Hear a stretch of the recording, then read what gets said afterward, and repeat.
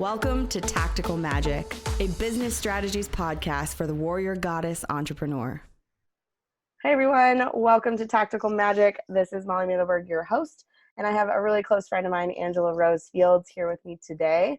Angela Rose Fields is an esoteric biohacking coach. How cool is that? And CEO of the Expansion Collective. Angela has had a bold start in the realm of healing when she was taken down to the Amazon to sit in ceremony with a shaman when she was just 16 years old. After experiencing a traumatic spiritual awakening just 1 year later, she resisted her healing gifts for almost a decade. Now a certified integrative nutrition health coach, she has a unique approach to helping clients heal chronic illness. She is the founder of the Expansion Collective, which is a company that is currently creating a platform where anyone who can connect to Wi-Fi can have access to holistic health services. Welcome to the show, Angela. Thank you, and thanks for having me. Yeah, I'm so happy you're here. So Angela and I are actually good friends. We have mutual friends. We've known each other for years. So it's really special for me to get to have her on the show today. And she's like such a magical human being. So I'm really grateful to get to share her magic with all of you who are tuning in today. Will you tell us a little bit more about this unfolding process? Because I think when we first met, you were still a little bit in resistance to the whole woo-woo world. And now it's like really beautiful to get to watch you embracing that and like stepping into your capacities with that in such a dynamic way. So tell us a little bit more about that unfolding. Yeah, totally. So, well, growing up, I grew up outside of Portland in a pretty small town. I was raised communally out on some beautiful property, but the nearest town was a pretty conservative town. And my family, I was raised by like mystics, healers. My dad's a transcendental meditator. So, in hindsight, I can see now that a lot of the resistance my whole growing up was not wanting to be like one of the weirdos. Like I felt like I was an outcast. I felt like my family was an outcast and not really seen or respected for that kind of take on life. So, hindsight being 2020, I remember being down at our business coaching convention, which I'm so grateful that I joined, and I joined because of you. I remember one of the first real kind of like awarenesses for me the first weekend that I went down there was that I was recognizing that I was getting triggered with any like talk of woo-woo at all. And I started to really inquire more into that, like, why is that? This is like totally who I am and what I was brought up with. Why is it that I resist it so hard? And it was, that inquiry really led me over the last couple of years, which have been really like an unfolding into that, to dig more deeply into how scary it was for me when I really started to experience what I now know to be Kundalini awakening and different kind of esoteric energy, like mystical happenings, which I've had a lot of throughout my life. I wasn't always held throughout them when I was younger, and I was pathologized. At one point I was psychiatrically evaluated. So there was, for me, the unfolding took a lot of unraveling around really being afraid of being viewed as like crazy or you're just not taken seriously. It's like my inner child does not like when I'm not taken seriously. Yeah, totally. And it sounds like there was like a lot of evidence to support the fact that it's not safe or okay to be outspokenly believing everything you believe, or even sharing necessarily all the magical stuff that's occurring for you. And yeah. I think for me as well, in the community that we're a part of, if anybody's been listening to the show every week, I just had Charlotte Jacobs on the show, who's the CEO of Thrive Academy a few weeks ago. And that's where Angela and I have shared more community recently. Something I started to get there too was that it's actually okay to be this far out. That there's actually a lot of people who are on the same page and who do believe in powerful mystical awakenings and happenings, and the tools of consciousness and awareness are valid and useful.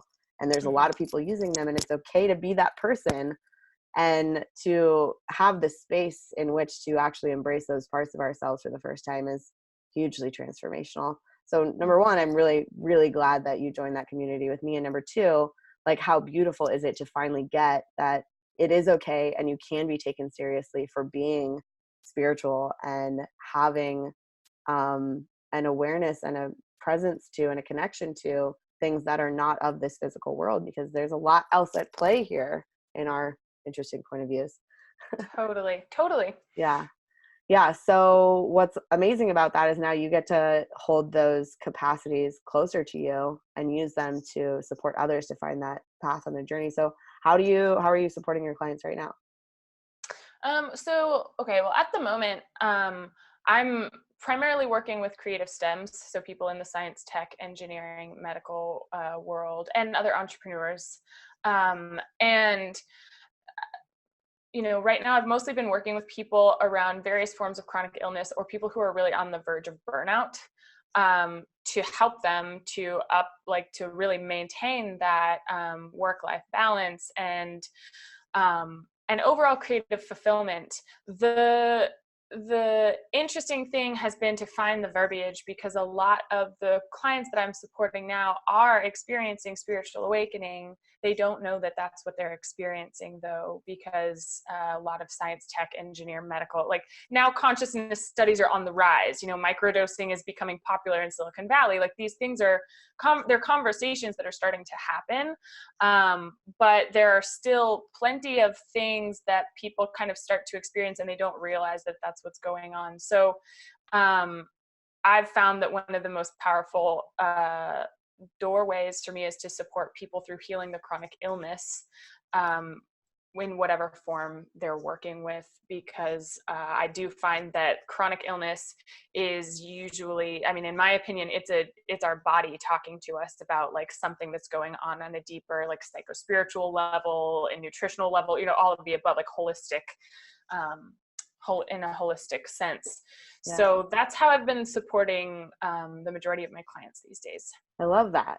And the beauty of that is they don't maybe necessarily have the awareness from the get-go that it's something deeper and spiritual happening for them.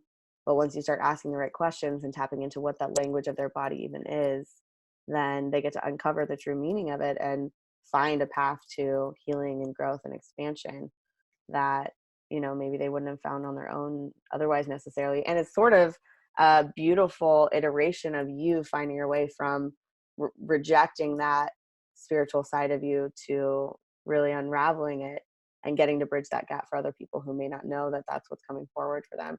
I love how there's so many times and places where entrepreneurs realize that their story is exactly who they're supposed to be helping.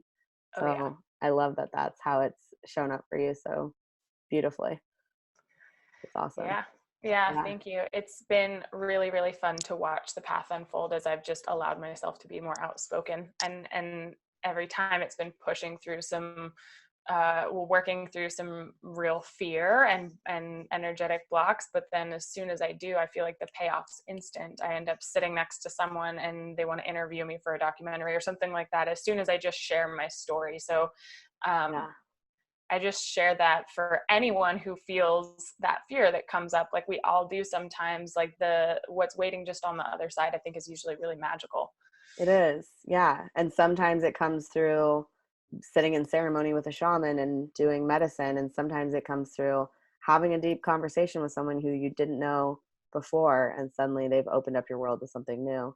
It can come in many, many different forms, and it's just about tuning back in, I think. Will you tell us more about this, just the concept of esoteric biohacking? Like, those two words put together is really, really fun for me, and I'd love to hear your take on that. Yeah, totally. It was actually a fellow Thriver and one of my mentors, Melissa Seaman, that gave me that title of Esoteric Biohacking Coach. And when it landed, there was like a light bulb moment. I was like, yep, I am all of those things. I never would have put them together. But with biohacking is an industry that's starting to become more popular as different consciousness studies are really on the rise, and looking at human performance and the fact that when we start to just kind of look at the body as, almost like an athlete, like what are we physically capable of? Maybe it's not running a marathon, but maybe it's like our creative output or whatever it is that we're focusing that energy, whichever direction we're focusing that energy in. So, the way that I work oftentimes is a combination of coaching and energy work. And because I'm a total neuroscience and neurobiology nerd, I just find that it's like the language that I end up speaking, even with like energy work, is, kind of this like mishmash of anatomy and how our bodies are running our own energy, and the ways in which we can, even with simple tools like breath or with thought, like quantum physics really teaches us the power of our imagination. And so esoteric biohacking coach, it's, really taking the kind of more etheric, more spiritual or just energetic components, and then weaving it with the anatomy, physiology, psychology, and just like the ways that we scientifically know the human body works. Mm-hmm. I love that. I mean, the concept of biohacking makes me think of like high performance, like being an athlete, being a dynamic, productive human being, or like Stephen Covey's 7 Habits of Highly Effective People, like starting to look at all the places where we already know that people who are really successful, really productive, really energetically on point with who they're being and how aligned they are with their mission and how they're moving towards it, like not aggressively, but dynamically pushing forward, that there are ways in which we can treat our body and harness our mind to do that more efficiently and effectively. Yep. And to start looking at those things, and with the added awareness of the spirit involved in it, and that being is in this body for a reason, to move forward, to progress, to evolve, to grow and learn and discover and ascend and actualize. That to start putting those two things together sounds really, really fun. And so it's not just about like being more productive and chasing your goals, but it's also looking at, if you're dealing with chronic illness, is there some reason that's showing up, and is there a way for us to sort of pivot and not attack, but move towards life with Right. more awareness and with more like concise, productive energy. I really like that concept. Well, yeah, totally. And a lot of the times the approach, or what I find people actually will need in order to be more productive, is kind of to learn balancing their energy. So a lot of times it's bringing a more feminine approach, like living in a society that is just, kind of more geared towards go, go, go, go, go. Yes.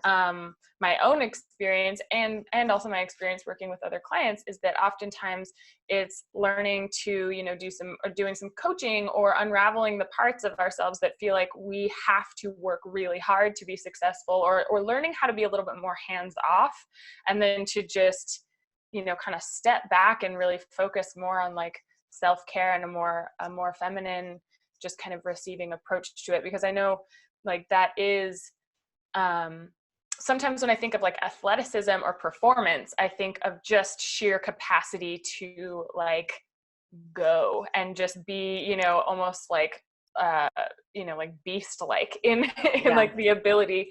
And I think that as humans, it starts to become really fun when we realize that like if we get out of our own way, we can be just as successful, just as creative, maybe more, just as productive, maybe more, if when we learn to just like actually kind of relax into it a little more.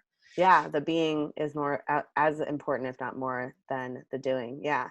And so what are some examples of the biohacking stuff? Like what are some tools or examples you use in your own life to sort of tap into that more quickly? You mentioned breath work, but yeah, I mean, let's see.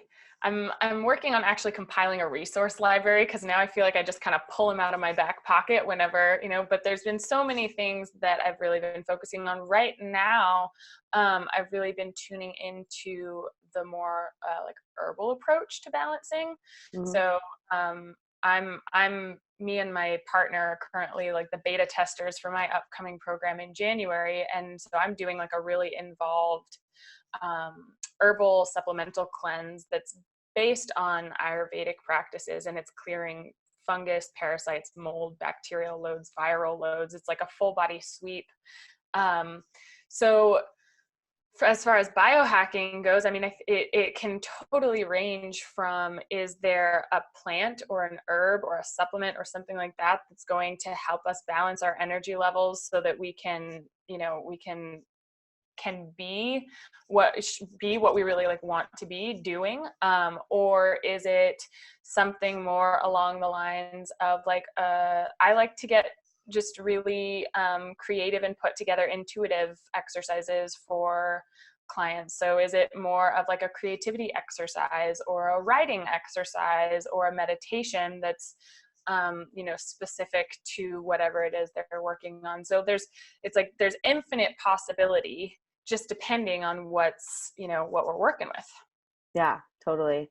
And I love that you mentioned breath work also. I don't mean to keep referencing other podcasts, but I did one with a friend named Odysseus a few weeks ago, talking about the breathing. I mean, Joe Dispenza is someone that I've studied who is all about the breath work in relation to meditation and how that can tap us into this higher state of being, which also allows us to manifest and actualize and create more beauty and ease and joy in our lives as well. He's awesome. But it's called, what is it, holotropic breathing, or Mm-hmm. I keep wanting to say holographic, but I think it's holotropic breathing.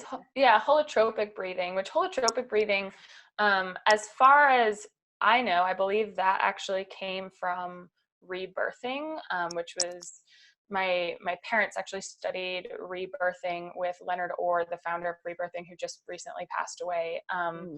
And so I'm pretty sure that holotropic breath work comes from rebirthing, which is all about kind of taking the body back to kind of like a fetal environment so that we can move. It's a form of really powerful energetic clearing.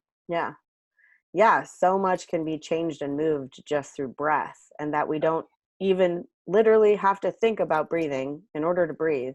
But if we start thinking about it, we can change how we do it and access more. Like, that's a biohack. When you start putting more awareness on something you do, to start doing it more dynamically in a way that it's going to change your life, physiology, change your body, change your behavior, change your energy, change your beingness, and thus change your life. Who wouldn't want to put more awareness on some of those things? Who wouldn't want to start tapping into, where are the little places in my life where I could put a little more conscious intention and see more joy, see more ease, see more benefit? Well, and the breath is a tool that I mean, I don't think that most people even understand how powerful our breath is. But, like one example of that was recently, especially, so when I first started this cleanse about 6 weeks ago, I think I was like detoxing neurotoxins right off the bat or something, but I felt like I was losing my mind. And so I like had trouble sleeping for a couple of days, and my energy just felt all sorts of out of whack. And I attended a Taoist meditation course, and when the instructor first had us sit in meditation, he corrected me with like, no, we're not doing ujjayi breath here, being that like, yoga breath where it's like kind of really audible and you're like really warming up the body. And I realized that ujjayi breath from my yoga training was something that I think I do just muscle memory wise a lot. And I didn't realize that I was pulling in too much energy into my body through just doing ujjayi breath, probably like unconsciously. And therefore I was having trouble sleeping. That's amazing. So the breath is a powerful tool. Yeah. And the awareness of what you're doing is a powerful tool as well. Starting to look at what's happening in the first place and how do I work with that or change it if I want to. So tell us a little bit more about the program that you have coming up. So it's going to be some sort of a biohacking and body cleansing, and what's it all about? It is. And I'm not exactly sure what I'm naming it yet. I have some people signed up, and I'm really starting to tune into like how exactly I want to go about marketing it and really like sharing the offer with the world. But it's a 6-month program starting in January. And my intention with it is to really help people get back to the point where what they're craving is what is good for their body. So my own experience through having had eating disorders growing up and having to do different, just like deconstructing some programming around like what I thought I should look like. So therefore wasn't actually giving myself the nourishment that it was craving. So that's one component that I'm bringing into it. So the first month or so will be really about just the psychology of our cravings and starting to be able to deconstruct, so that we build that awareness around like, oh, I really crave sugar when blank, or so that we can have those awarenesses and start to shift them pretty easily. And then it's a 4-month herbal supplemental protocol, this detox that I'm currently doing. And so this detox is, it's crazy. It's moving all sorts of stuff and neurotoxins. So there's no doubt that it was actually created to heal Lyme's disease and autoimmune disease. Mm-hmm. I'm doing it for parasites and because I've got a few skin things, but I've just seen it work all sorts of magic for all sorts of people. So that's what I know so far about it. Awesome. That's exciting. And for those of you listening in the future, we're talking about January 2020, but I'm sure no matter when you're listening to this, you're probably going to be able to access more. We'll talk more about where you can find Angela when we come to the end of this. But what are just some things that you'd like people to know about when it comes to the work you do, the people you serve? Are there any last things you want to make sure that people are aware of in regards to your esoteric biohacking magic? Well, that's a good question. I guess I just feel called to share that, in the beginning of my practice, I was working a lot more with kind of low income trauma, and I shifted to start working with other people that are really like powerhouse professionals, because right now the earth is in crisis.